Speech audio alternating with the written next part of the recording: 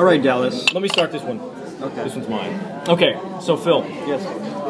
you and I were having a conversation earlier, and we were discussing a kind of an interesting aspect of dating, or what we call nampa in Japanese. Right. Picking up girls. Picking girls up, right? Now, I'm married, so I have a different experience here, but one of the things that I proffered was, I believe that if you're really interested in pursuing Japanese, partners, or if you're interested in going into a social setting and chatting someone up, that the number one mistake that you can make is to speak Japanese with them.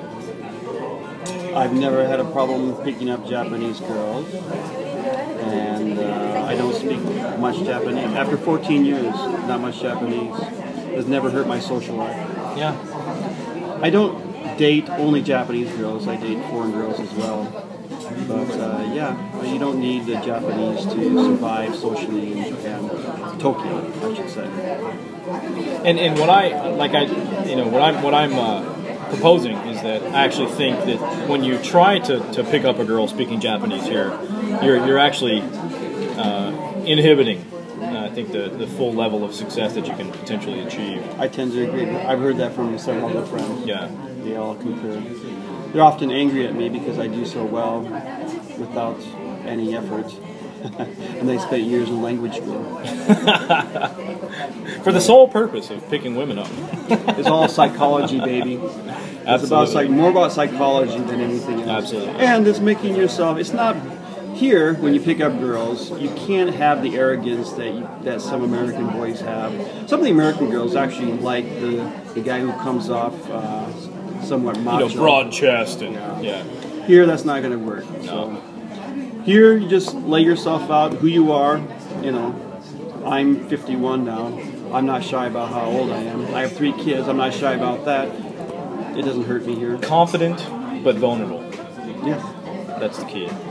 Confident but vulnerable. And, I wonder if our viewers agree. Yeah, I don't know. We'll have to see what the feedback on this one is. But you just have to offer something unique. I think that's one advantage that foreign boys have here is that there's a certain level of mystique we have that many Japanese girls have not yet experienced. And they want to. And you ruin it when you come speaking their language to them, unfortunately. True. Yeah. So you can walk into their life and say, hey, I'm not going to offer you marriage, but I can offer you an interesting experience. Yeah. And you'll find that there's a huge market for that. Absolutely. So how about, a lot of people say that, people who maybe aren't as successful in their home countries come to Japan and have unlimited opportunity available to them. Do you agree with that? Not unlimited. It's still limited.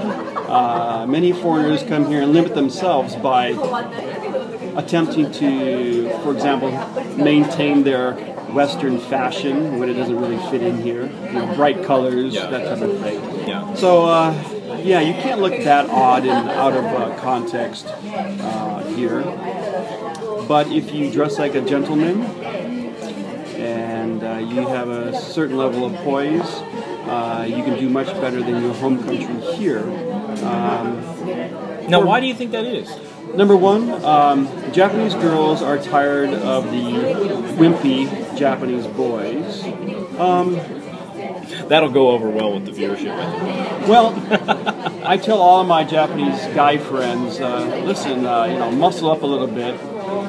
Tell the girl exactly what you want. Don't be shy about telling them that you have... That's the confident aspect. Certain expectations. Yeah, absolutely. That's what girls want. Yeah. You don't have to be shy about telling them what you don't want. Don't be shy about telling them what they can't do if they're going to maintain a relationship with you. Absolutely. Yeah, just tell them exactly where you stand, and the girls admire that. They want somebody with confidence, with the ability to tell them. And who's honest with them, straight up. No false preconceptions. That's right. Yeah. Look how ugly I am, I don't have any money. I don't have the looks. No hair. So what is it? It's just, but extremely successful on the dating front? It's about honesty. It's about. But I think you'd still be a hot item even in the States. No, another factor, which is just physical, is a height. In the U.S., yeah. I'm a little bit below average height, and here I'm a little bit above average height. That is a factor. Yeah, that's a minor thing. Americans tower, don't they? Sometimes. I mean, when I went, and I are kind of shorter. Yeah, we're shorter Americans. But, and that's one of the good things about being in Japan is you don't feel like you're so short. But when I go to Holland, oh my God, I feel like I'm a midget. That's right. Those Dutch boys. The Dutch boys are big. The girls are too, actually. That's right. Yeah, so that's the other factor in the U.S. I tried to date girls who are my height, and after looking at them a few times, I just can't find myself romantically inclined to be with them. And some of them became some of my very best friends. Now, I'm going to ask you a more philosophical question. Why do you think that is? Isn't that interesting? That's an interesting question, isn't it? I have no answer. I think it stumps. But why are you not gay? That's a similar question. How do you know I'm not?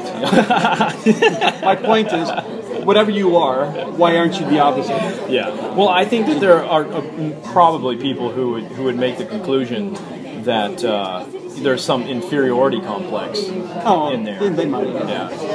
But I don't think that's the case. I mean, for me personally, it's just, I've had great friends who were taller than me. I just couldn't find myself romantically inclined to be with them. Yeah. And there are plenty of tall people for the tall people in the world. So I didn't feel inferior to them. I don't feel superior to small girls.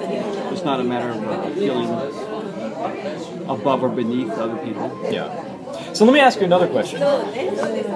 Considering you don't really speak Japanese, but you've been here quite a while, and you've dated quite a number of Japanese women to various degrees of seriousness.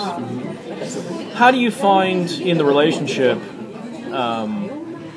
Do you feel like you ever reach a point where there's a language barrier, or that things tend to become a bit more complicated because you're not able to communicate on the kind of the deeper, more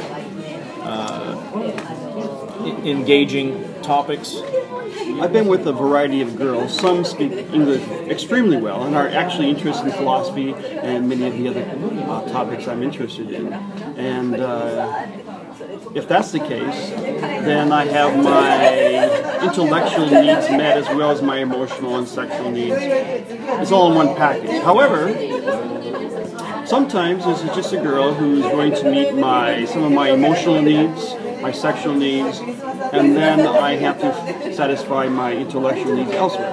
That's not really a problem. Okay. It's just that I can't find everything in one package.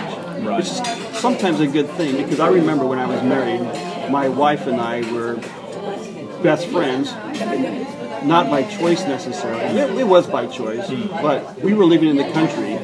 We had not many outside friends, and perhaps it was too much. We were seeing each other every day, and we loved each other, but it was just too much. Yeah. Okay, that's great.